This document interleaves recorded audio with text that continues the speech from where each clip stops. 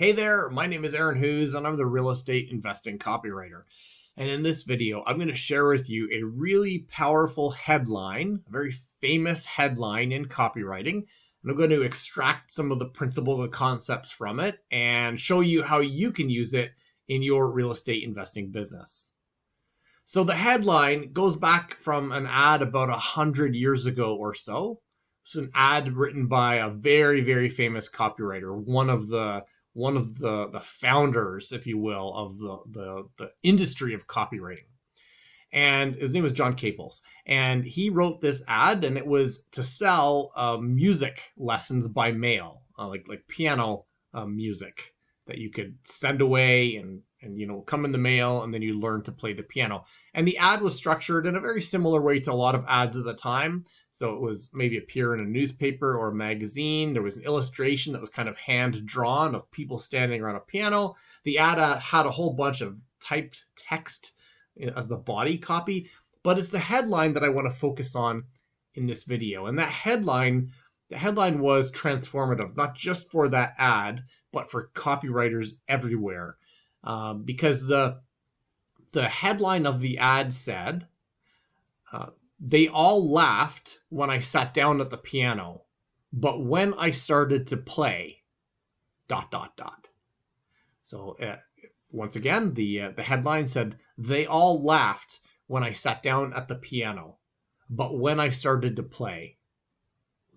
And what's so amazing about this headline is a bunch of things. I'm going to kind of just pull out some of the key pieces, share it with you, and then you can use these concepts in your real estate investing, copy, and marketing. So first of all, it's a story. It's a story in like one sentence, and that's what's so powerful about it. It's a story. You can kind of picture yourself in the scenario. We don't stand around the piano anymore these days, but you can still picture yourself in the scenario of people standing around, one person sits down, and everyone laughs at that person sitting down. But when they start to play, and then I love the three dots. It's called an ellipsis. The three dots, ... It lets you fill in what you might imagine the reaction to be. And almost the dots are almost hinting at silence. Everyone's stunned silence as they listen to this person playing the piano, a person they had just laughed at a moment earlier because they didn't think he could play. So it's a really powerful story, and it communicates a lot in like one sentence, just a few words. Now, what makes it great about a story is that it sets up the hero who you identify with because it's I, right? They all started to laugh, but when, but then I sat down at the piano. So it sets up the hero, and it kind of creates an identification between the hero and the reader. It also sets up a villain, which is really central in any story. You need a villain in a story. And so it's all these other people in a social setting, and they're laughing at this person.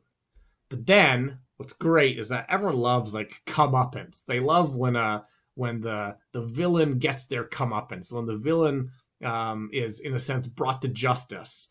And in this case, the villain is just these people laughing in a social situation, and they get their shock and their comeuppance by discovering that this person can actually play piano. A person they were just laughing at earlier can now actually play, and they didn't realize it.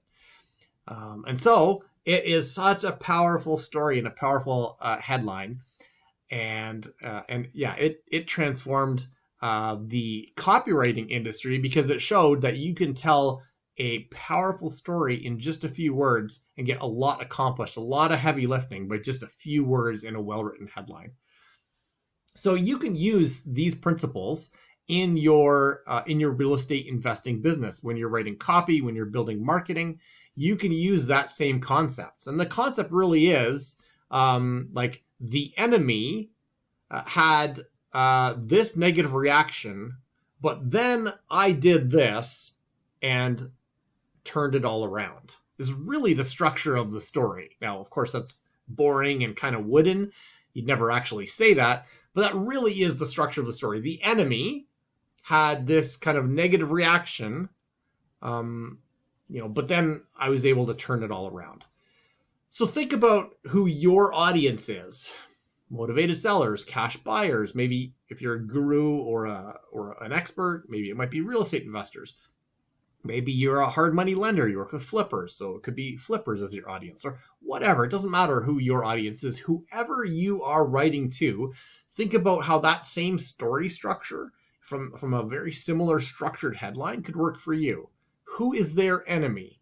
And what is that enemy's negative reaction? And then what is it that your reader can do to turn things around, to really flip the reaction on its head and give a comeuppance to the enemy. So if you can kind of identify those pieces, you can put together a really compelling short story as a narrative-based headline and create something that people will want to read, and it can capture some attention. So think about your audience and who their enemy might be and what they can do to give that enemy a comeuppance.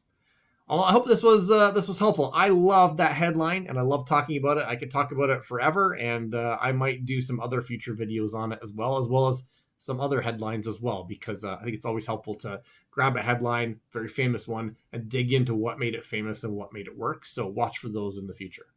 My name's Aaron Hughes, and I'm the real estate investing copywriter.